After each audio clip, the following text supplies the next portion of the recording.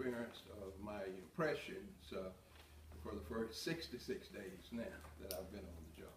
You know, I was sworn in as November 10th, 2014 as the police chief of Savannah-Chatham Metropolitan Police Department. And I'm going to hopefully speak loud enough for you to hear me and my voice not trail. We're going to correct that with a body mic at some point. My voice is not as strong as it once was when I was teaching. But my first 60 days on the job, what I've experienced is, and what I've observed, is that we have some great people in the Savannah-Chatham Metropolitan Police Department. We are significantly understaffed in terms of the individuals' jobs being filled here. We're about 4.8 to 13% understaffed. Not that the money's not allocated, but we don't have people in the positions. Our attrition rate has been set significantly high, which impacts the services that you can provide on the street. So the number one thing that we have to do is that we have to recruit good, quality, character-based people and get those positions filled. The attrition rate has not just started. If you look back in history, we've been losing officers to the rate of probably 70 per year for a number of years, averaging above 70. Last 12 to 18 months, you know, a number of people have been dismissed, so that pushed that rate higher. The crime rate is the second thing. It's unacceptable high, particularly in terms of aggravated assaults with guns, murder rate of last year, and the robbery rate, armed robbery and robbery rate. Although they are unacceptably high, neither is a record for this community, unfortunately.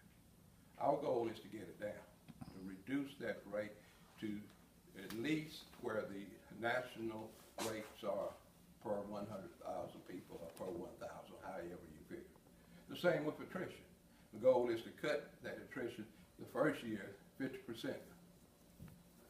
If we can make the police department good for its internal customers, those officers that we currently have, we'll be able to impact that attrition rate. Working conditions, compensation, and benefits.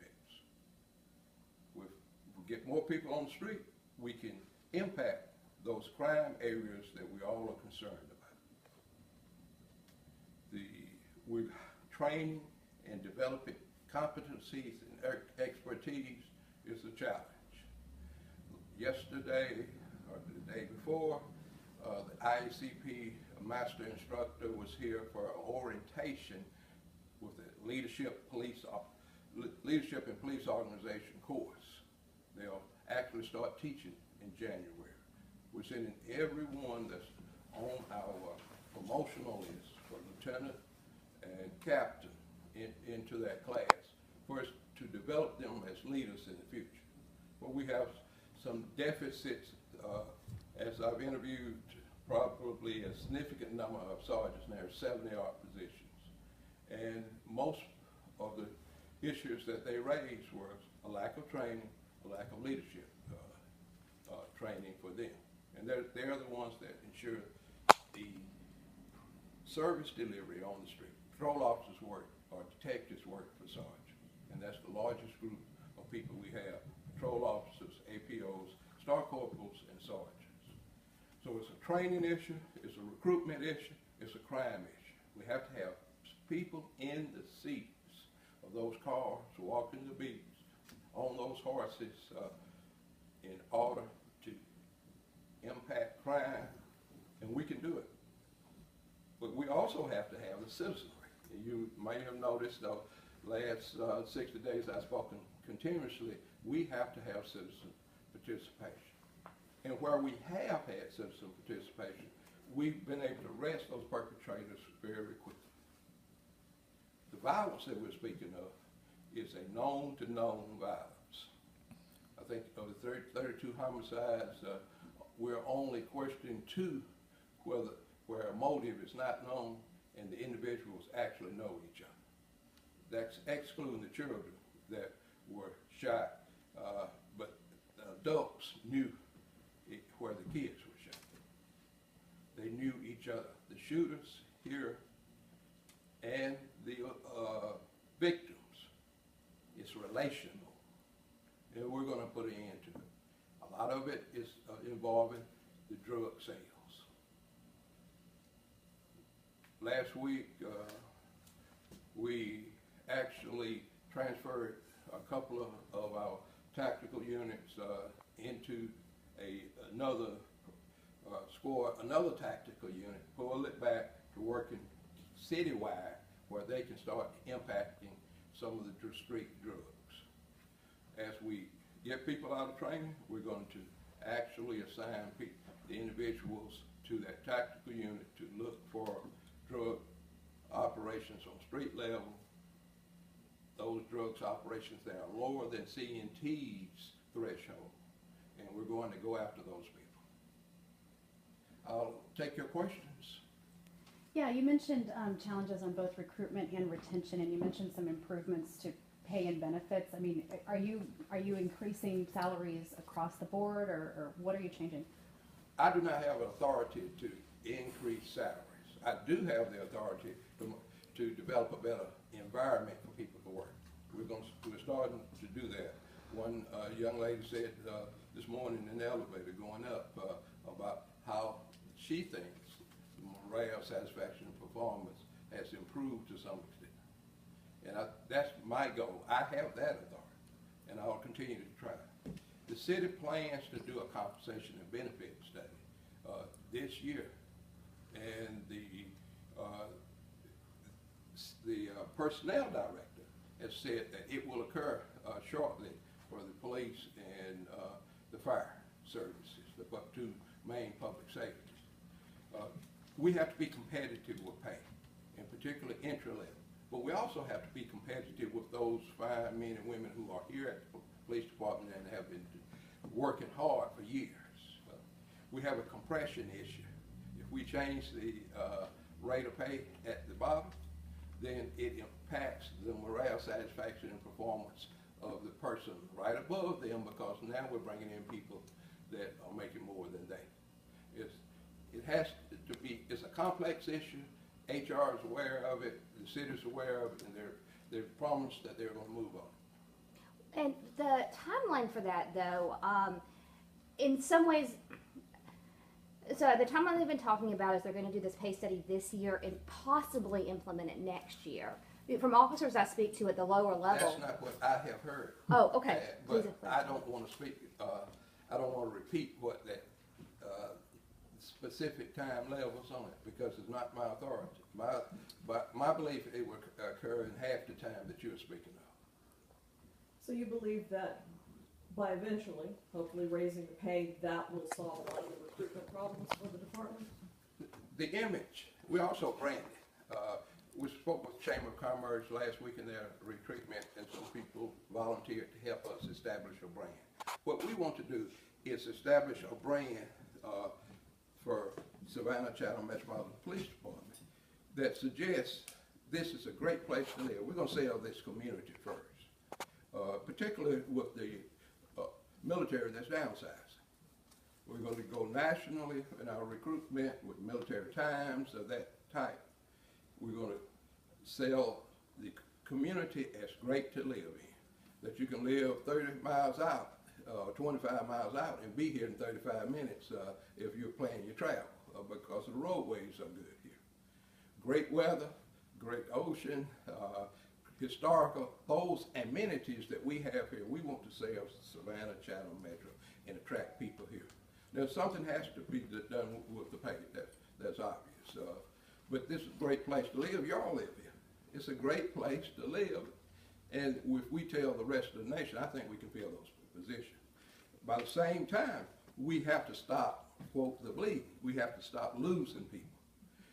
You do that by improving the work environment and conditions, the motivation, satisfaction, and performance of the people who are currently here. Do that by the sergeants being trained, treating them with humanistic 21st century motivational techniques, and that's what LPO is designed to do. and we do that by awarding them, rewarding them, and complimenting them when they do things well. And we have to have that from our citizens also. It means something to them when the citizens tell them, as I always tell the military counterpart when I see them, thank you for your service. Because they are serving 24/7. When people are running from danger, the cops are running to them. Chief, you mentioned that the relationship aspect between shooter and victim in Savannah is something you see a lot of.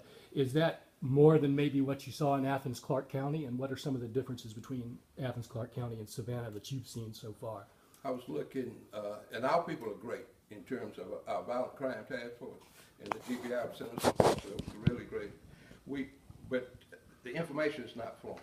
I think if you look in the media, Athens had a whodunit type of had a homicide yesterday, and they had him in jail last night about 9.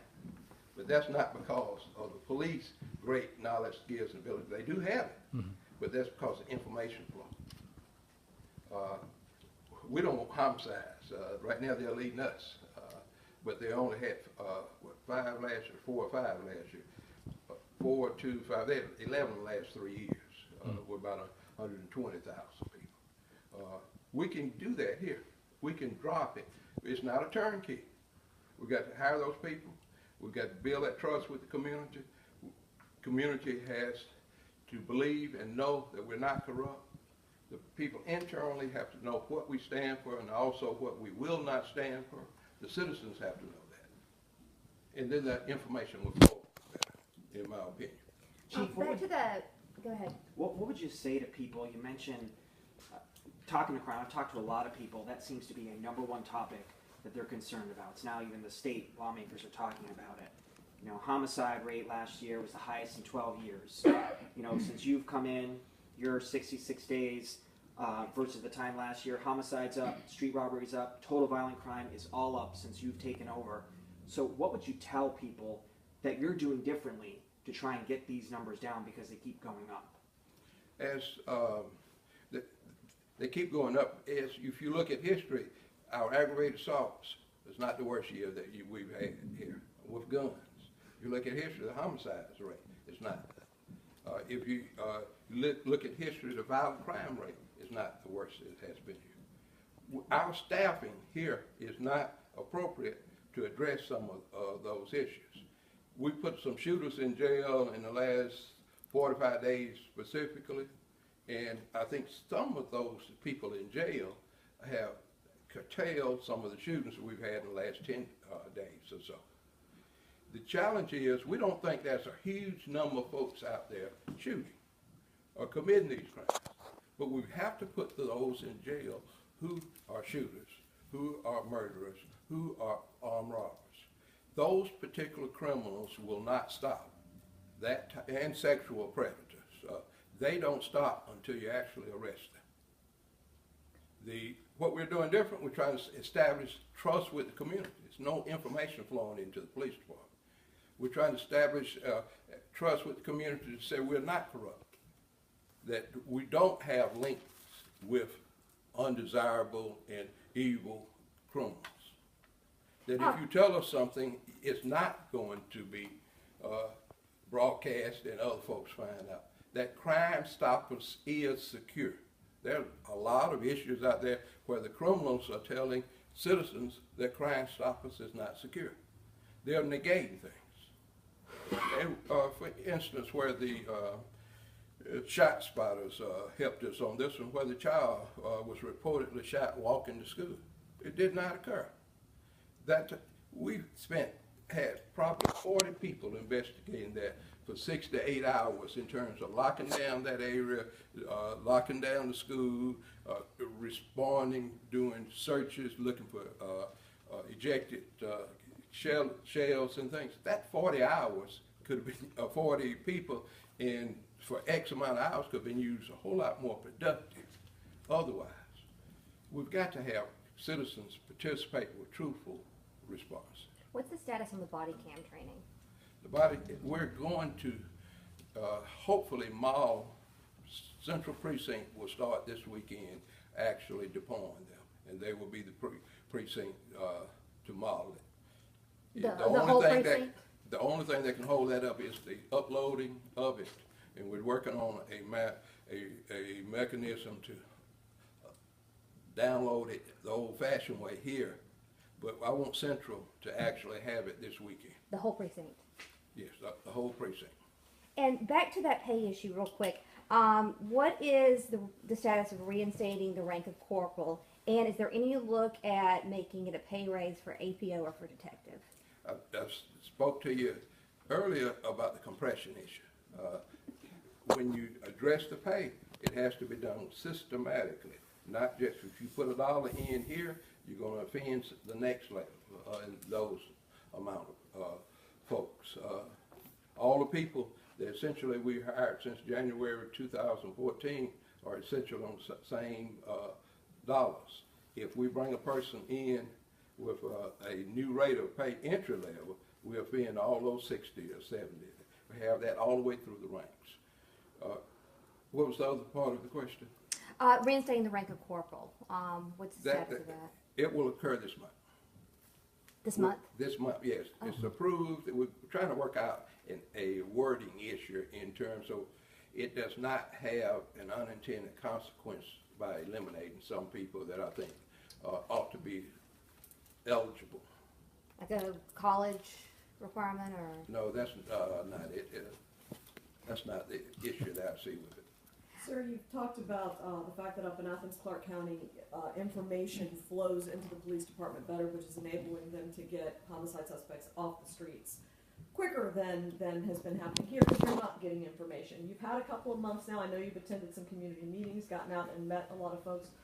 What are you finding is the main impediment to getting that information flowing to the police department? Is Trust. it that stigma? It's trust from the citizenry for this police department. And we've had a couple of successes, I would think, within the last 30 days where citizens have come forward quickly and we've been able to not expend 5 times the resources that we would have when we're trying to do it all ourselves. But it's a trust issue that we have to develop the trust with citizens and that the information has to flow. Could you update us on the involvement of the FBI or the State Patrol in cracking down on some of the violent crime? It was GBI that was here. sorry. FBI has a violent crime task force that's here, and some number of our people are assigned to it. They are working some issues and challenges. Actually, the former officer that was arrested, some of our people were involved in actually doing that with the FBI.